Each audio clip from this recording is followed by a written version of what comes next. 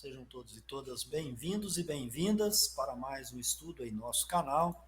Estamos começando mais um Principiante Espírita com o estudo da obra O Espiritismo em sua mais simples expressão.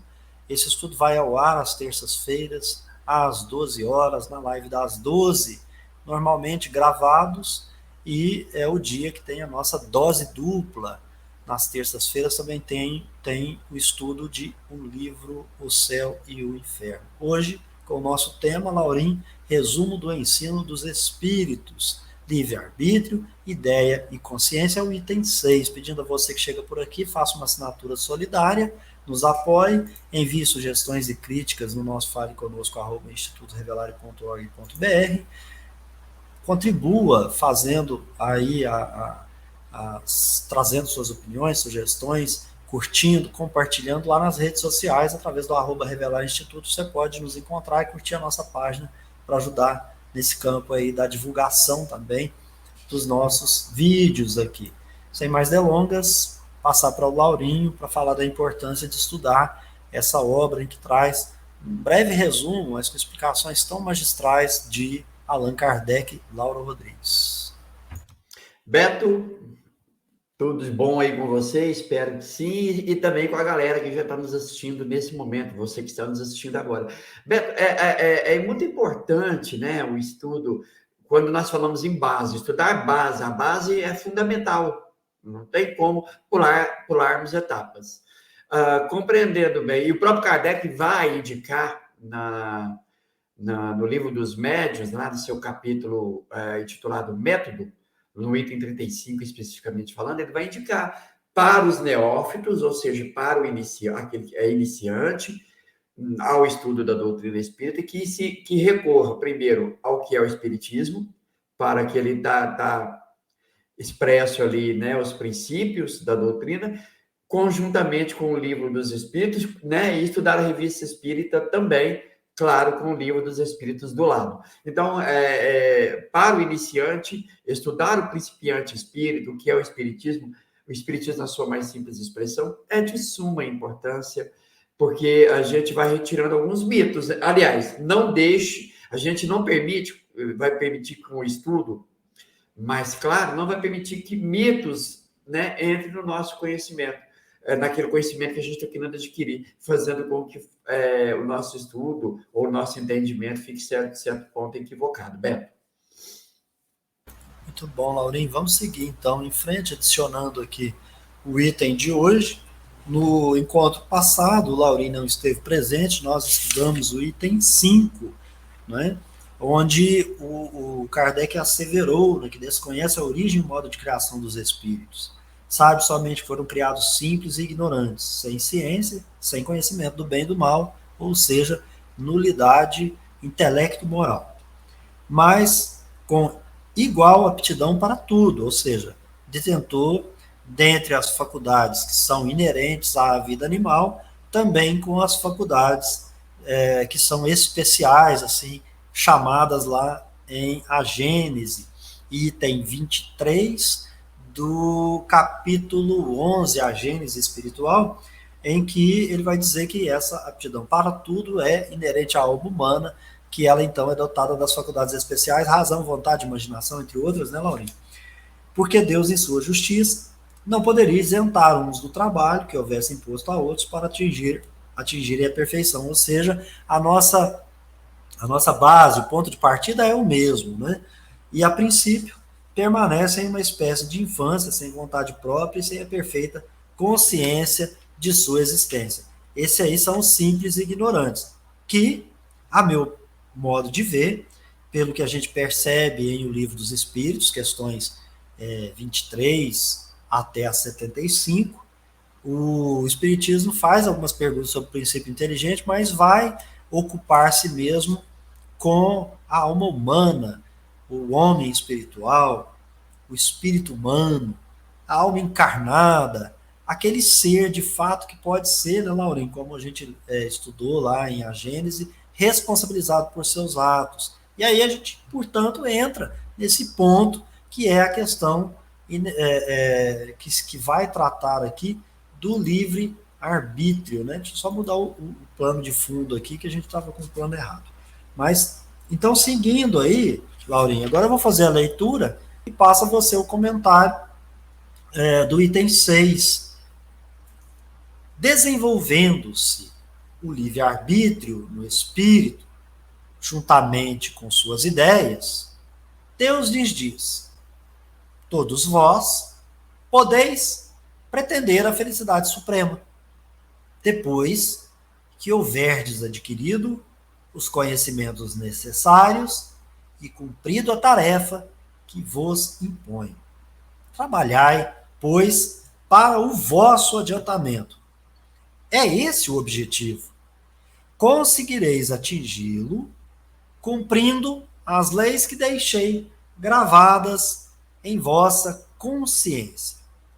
Em consequência do seu livre-arbítrio, uns tomam a estrada mais curta que a do bem, outros a mais longa, que é a do mal.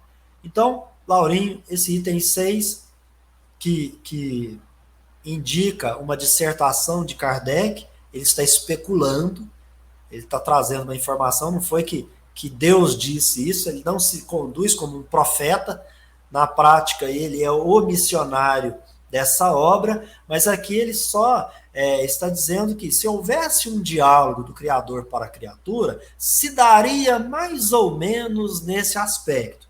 Ele enfatiza, Laurinho, o livre-arbítrio. Então, os espíritos, juntamente com suas ideias, ou seja, se no item anterior ele falou que os espíritos, entrando na fase humana, são simples e ignorantes, ou seja, com nulidade intelecto-moral, agora ele está tratando da questão do livre-arbítrio, da escolha, dessas ideias. E aí é nesse momento em que o espírito pode, de fato, buscar cumprir o seu objetivo. Eu também me recordei aqui que ele, de certa maneira, nos envia lá para a questão 629 seguintes de O Livro dos Espíritos, né? Que é a questão do bem e do mal, né? Como que os espíritos entendem aí o bem e o mal. Passo para você, Lauro Rodrigues. Né, você citou, por exemplo, a questão 23 do Livro dos Espíritos. Né? Então, por exemplo, nós vamos encontrar lá que é o princípio inteligente do universo. Bom, então, 23. Então é uma alma. Aí os espíritos vão dizer, olha, entenda-se aí, o que você está querendo falar de alma?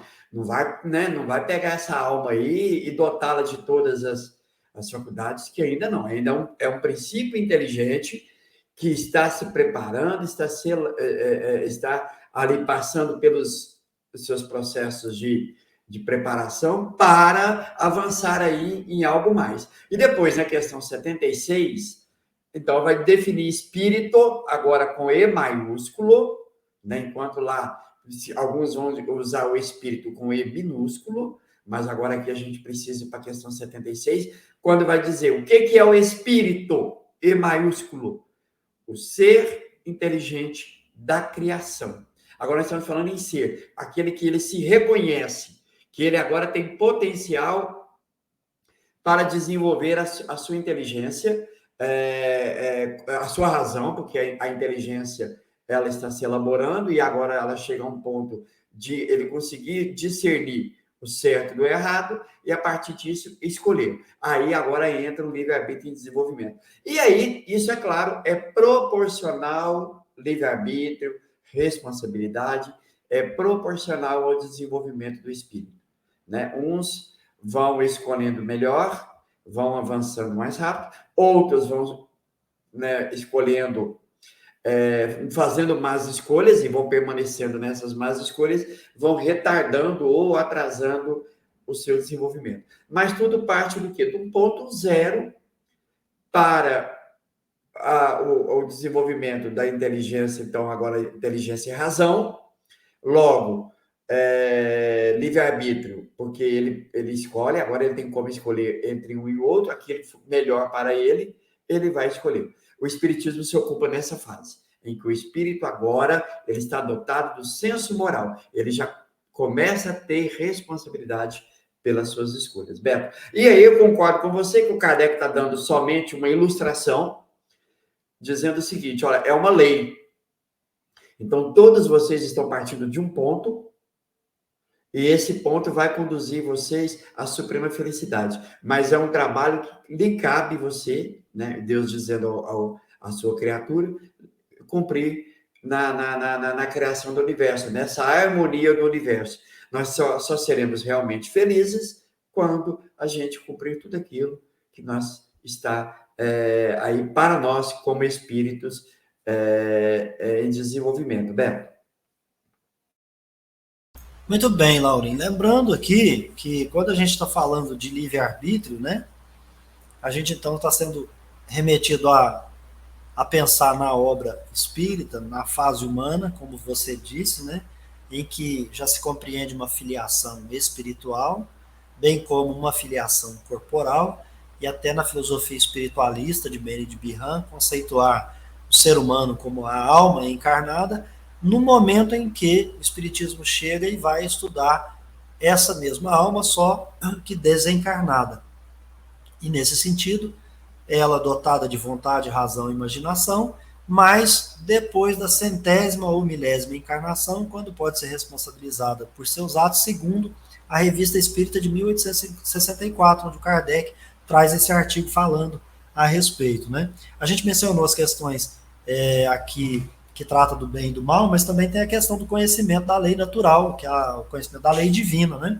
E o Livro dos Espíritos, na questão 619, diz que todos têm, né, sem distinção, a possibilidade de conhecer as leis naturais, as leis divinas. A questão está na compreensão. Conhecer é uma coisa, compreender é uma outra. Chegou na fase humana, mesmo no período de simplicidade e ignorância, ele está conhecendo. Mas será que ele já possui compreensão? Talvez não, por estar com nulidade intelecto-moral. Há, dentro do processo de evolução, os que podem compreender melhor e aqueles que também desejam investigar, que é o campo da investigação. A gente se reúne aqui todos os dias da semana com o objetivo de investigar isso, né, Laura? Não obstante isso, uns que pesquisam, outros não, todos tendem ao mesmo fim, ou seja, compreender. Começa no mesmo ponto de partida, desenvolve cada um no seu ritmo, lei do progresso, todos vão chegar no ponto culminante, que seria a expressão da lei da igualdade, que é o mesmo ponto de partida e o mesmo objetivo, mesmo destino. No período aí nós temos as fases em que uns compreendem melhor o bem, outros não. A gente faz escolhas, os hábitos, os vícios, etc. Condicionamos, descondicionamos, nos condicionamos para o bem, nos condicionamos para o mal, enfim, depois vamos fazendo aí a separação do joio e do trigo, por nós mesmos, por nossos atos, porque é necessário que o progresso se realize, ou seja, há uma lei de progresso, né? Aí tem uma série de explicações que vai tratar do conhecimento da lei natural, e aí chega lá na definição que se pode dar à moral. E isso é muito interessante, né? Moral é a regra de boa conduta. O que é moral para os espíritos? Boa conduta. Quem que define a boa conduta? O ser humano? As leis humanas? Não. A boa conduta é cada ser, cada indivíduo, fazer distinção e diferença entre o que é o bem e o que é o mal. Então, o bem e o mal pode ser algo para o Lauro e algo para mim. Funda-se sempre para se observar o que é bem e o que é o mal, observar a lei divina. Então, eu tenho que observar as leis naturais que funcionam no meu organismo, elas me dão um parâmetro. Eu tenho que olhar ao meu redor a vida, como ela se desenvolve, dos animais, dos vegetais, dos minerais, tudo ao meu redor, que também me indica como são aplicadas por Deus suas leis divinas e imutáveis. Então, eu pretendendo agir bem, eu miro, buscando imagem e semelhança com o Criador dentro da minha possibilidade, a as mesmas leis ou a mesma maneira de se aplicar as leis para tudo. Então, a gente imagina assim, Deus age como com as pessoas que são de má índole? E como ele age com as de boa índole? As leis são as mesmas. E ele não apressa a expiação, conforme a questão 262 lá do Livro dos Espíritos. Ele tem paciência. Por que a gente não tem? Né? O ser humano se conduz bem quando faz tudo tendo em vista. E então é que é o parâmetro. Então, como que eu vou agir? Eu tenho um meio, um parâmetro? Tem. Faça tudo tendo em vista um objetivo. Qual? Eu quero fazer o bem. O que é o bem quando eu estou agindo? É aquilo que é bom para todos. Não para mim, não para o meu umbigo e não para um grupo de pessoas. Quando eu estou fazendo algo que é bom para um grupo de pessoas e péssimo para outro grupo, como o preconceito faz com que a gente haja dessa maneira, eu estou aplicando a lei divina? Resposta: não. Porque não é para o bem de todos. Então o Lauro gosta de frisar aqui: não compreenda todos, tendo um porém, contudo, mais, todavia, uma regra de exceção. A lei divina não faz asepsia nem produz qualquer tipo de exceção à regra. O bem tem que ser para todos. Tem que ser para todos. Aqui no Brasil, lá no Japão, lá na China, nos Estados Unidos, na Rússia, até na Ucrânia, né? Na África, para todos. Não pode ser uma conduta que não seja possível ser repetida para o bem só de alguns. Aí não é o bem. Essa conduta repetida só para alguns, ela não é o bem para todos, ela é para alguns, né, Laura?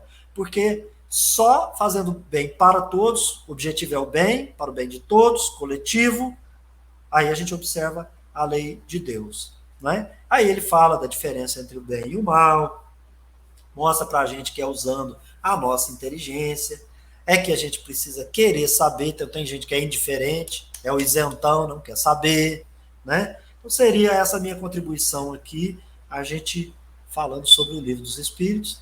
Vou passar para o Lauro para fazer os seus comentários finais e, inclusive, encerrar dizendo que eu vou os encontrar no próximo vídeo, se até o tempo necessário aí para construir, né, Laurinho? E depois fazer o encerramento para nós desse encontro. Agradeço a Deus, aos bons espíritos. Até a próxima oportunidade, Laurinho. Beto, e pessoal, o que é importante pensar que dentro desse grande berço, né, chamado universo, onde todos nós estamos inseridos, as criaturas, né, ou seja, os espíritos, há uma imensa diversidade, uma infinita diversidade. Então, o bem, nós vamos compreender o bem à medida em que ele for, como o Beto disse, bom para todos.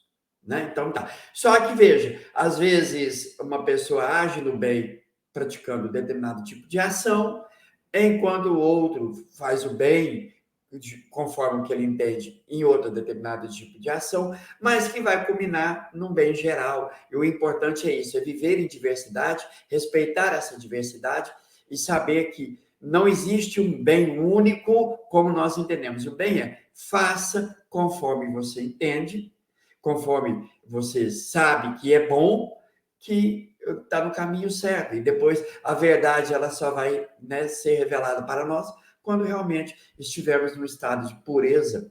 Quando, como disse Jesus, meu Pai e eu somos um. Quando eu conseguir compreender o pensamento de Deus de uma forma mais nítida. Então, é isso aí. Vamos fazer o bem, né? Uns gostam de fazer o bem socorrendo os animais, outros gostam de fazer o bem, o Beto acabou de citar, ir lá para a África, cuidar daquelas pessoas onde passam fome, e assim sucessivamente. Tudo isso, né, é o bem, desde que ele seja desinteressado. Fiquem com Deus, paz a todos, e também nos vemos no próximo vídeo.